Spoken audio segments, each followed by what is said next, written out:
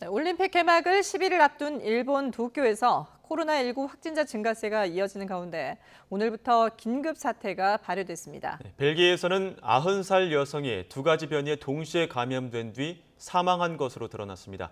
국제부 조수연 기자와 함께 자세한 소식 살펴보겠습니다. 어서 오십시오. 안녕하세요. 자, 일본 상황이 다시 심각해지고 있는 것 같은데요. 먼저 도쿄의 신규 확진자 추이부터 좀 살펴볼까요? 네, 도쿄도는 어제 하루 신규 확진자 수가 614명으로 집계됐다고 발표했습니다. 일본은 보통 신규 확진자 수를 직전주의 같은 요일과 비교하는데요. 어제 확진자 수를 지난주 일요일과 비교하면 96명 늘어난 규모입니다. 이로써 도쿄의 신규 확진자는 직전주 같은 요일과 비교한 수치 기준으로 22일 연속 늘었습니다. 또 어제까지 지난 7일간의 일평균 신규 확진자는 734명으로 일주일 만에 26% 증가했습니다. 네. 앞서 말씀드린 것처럼 올림픽 이제 11일 앞두고 있는데 일본 정부가 도쿄 일대 긴급 사태 다시 발효했죠? 네, 맞습니다. 도쿄도에 긴급 사태가 발효된 것은 이번이 네 번째인데요. 오늘부터 다음 달 22일까지 6주간 적용됩니다.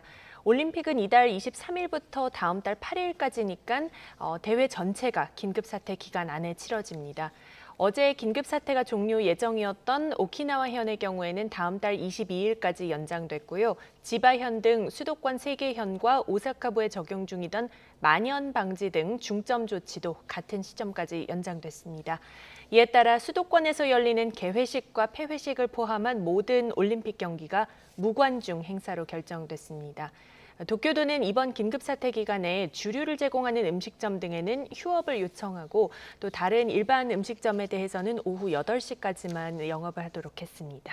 예, 일본 상황 알아봤는데요. 이번에는 벨기에로 가보죠. 네. 벨기에에서 두 가지 변이 바이러스에 동시에 감염이 됐다가 사망한 그런 사례가 나왔다고요? 네, 맞습니다. 벨기에 연구진이 현지 시각 10일에 학회를 통해서 보고한 사례인데요. 지난 3월 벨기에 알스트의 한 병원에 입원한 90살 여성이 코로나19 양성 판정을 받았습니다.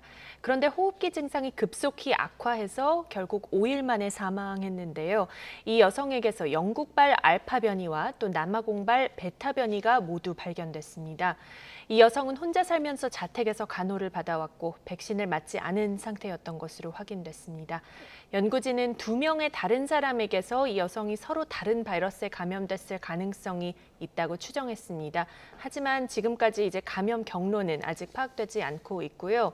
동시 감염이 환자의 상태가 빠르게 악화하는 데 어떤 영향을 미쳤는지도 아직은 불투명한 상황입니다. 예. 지금까지 이런 사례가 다른 나라에서도 있었습니까?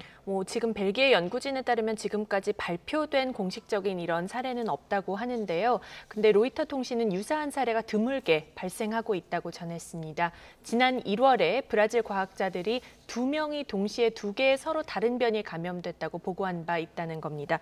다만 이 경우에 아직 학술지에 공식적으로 발표된 것은 아닙니다. 또 포르투갈에서도 최근 17살 소년이 코로나19에서 회복하는 중에 변이에 감염된 것으로 보인다는 사례가 보고됐습니다. 그래서 이처럼 비슷한 사례들이 드물게 나오고는 있지만요. 동시 감염이 단일 감염 대비 환자에 미치는 영향이 어느 정도인지 이런 부분에 대해서는 앞으로 좀 추가 연구가 많이 필요한 부분이 남아 있습니다. 예. 이런 변이 바이러스 때문에 추가 접종, 부스터샷에 대한 그런 필요성이 대두가 되고 있는데 네. 미국 화이자사가 미국 보건당국과 이와 관련해서 협의를 한다면서요? 네, 맞습니다. 미국 시간으로 12일이니까 우리 시간으로 오늘 밤에서 내일 새벽으로 넘어가는 시간이 될 것으로 보이는데요. 화이자가 3번째 접종, 즉 부스터샷의 필요성을 논의하기 위해 미국 식품의약국 FDA 등 보건당국 고위 관리들과 면담할 예정입니다. 양측에서 누가 참석하는지 명단은 공개되지 않고 있습니다. 화이자는 다음 달 백신 부스터샷의 긴급 사용 승인을 미국 당국에 신청할 예정이라고 최근에 밝혔는데요. 따라서 이번 회의에서는 부스터샷의 긴급 사용 승인 여부가 주요 의제가 될 것으로 예상됩니다. 화이자 측은 임상시험 결과와 또 세계 각국의 보고를 근거로 백신 접종 6개월 뒤부터는 면역 효과가 약해진다는 점에서 접종 후 6개월에서 12개월 안에 부스터샷을 맞아야 한다는 입장입니다.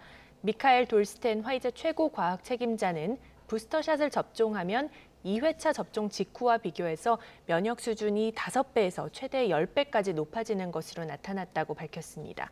하지만 FDA와 미국 질병통제예방센터 CDC는 아직까지는 부스터샷의 필요성을 뒷받침하는 과학적인 근거는 없다는 그런 기조를 유지하고 있어서요.